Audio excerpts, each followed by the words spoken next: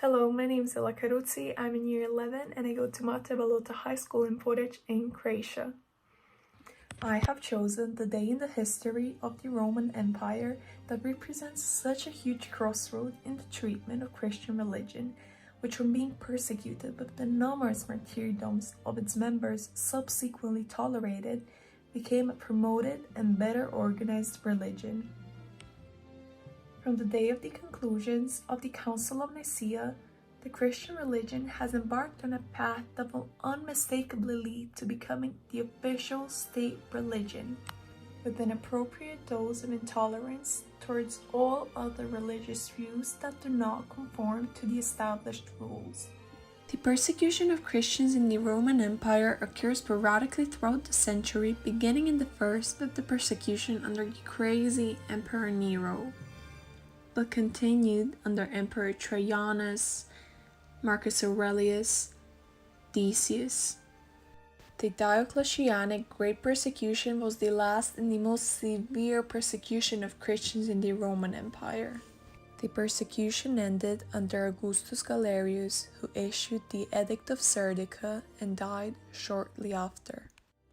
Constantine the Great, army officer who became one of the 4 emperors of the Tetrarchy after his father's death in 306, converted to Christianity after a vision of a cross in the sky, interpreted as a promise of victory in the Battle of the Milvian Bridge against Emperor Maxentius on the 28th of October 312. On his initiative, he met with Emperor Licinius in February 313 AD in Mediolanum. They decided to give Christianity a legal status and reprieve from persecution by signing the Edict of Milan.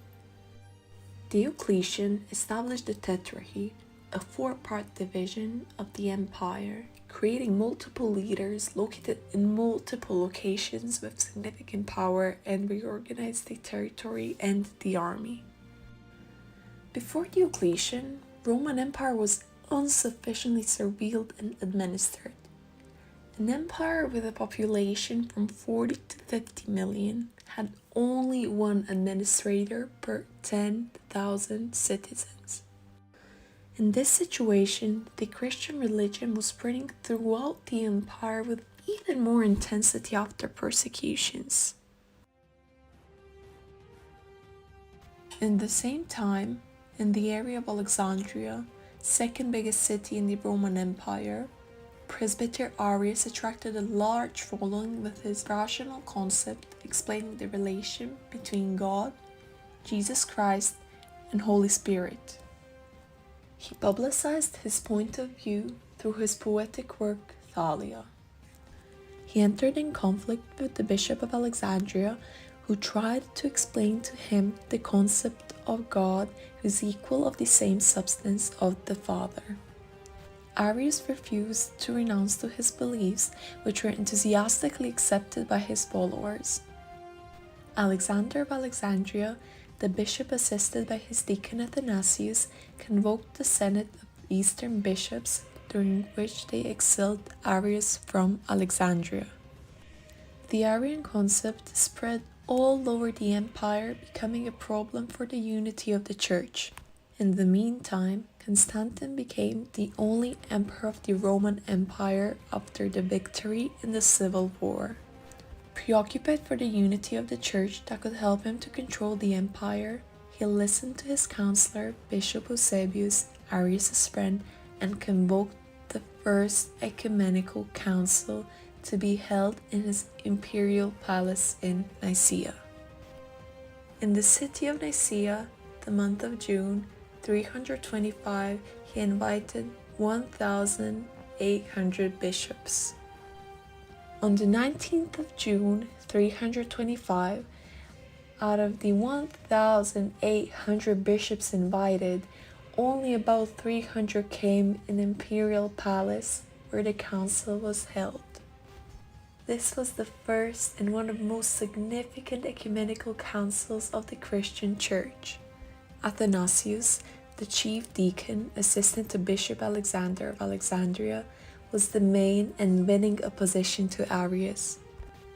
It was confirmed without a doubt that Jesus was and always will be considered the Son of God, fully human and fully God. The church dogma of the Holy Trinity, 3 persons and 1 God, was also confirmed. Mary was validated as the Mother of God.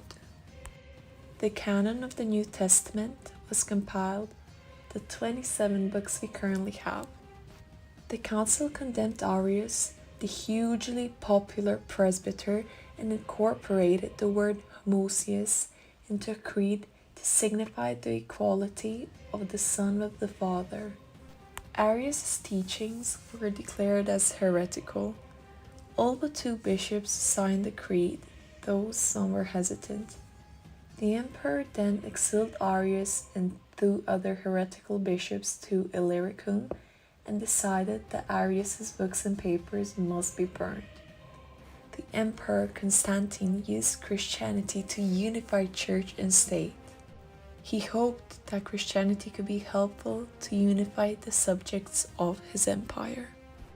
The Nicene Creed of 325 was adopted to resolve the Arian controversy, affirming the co-essential divinity of the Son, and that is the only ecumenical creed accepted nowadays by the Roman Catholic, Eastern Orthodox, Anglican, and major Protestant churches. When I'm thinking, as a Christian, it is rare to find an event as Nicene Council that so strongly incorporates in the present. The scale of historical events that brought to the convocation and the large number of important personalities involved fascinates me. For me, all above, the result of all that resonating during centuries is simply amazing. Thank you for watching. I hope you enjoyed.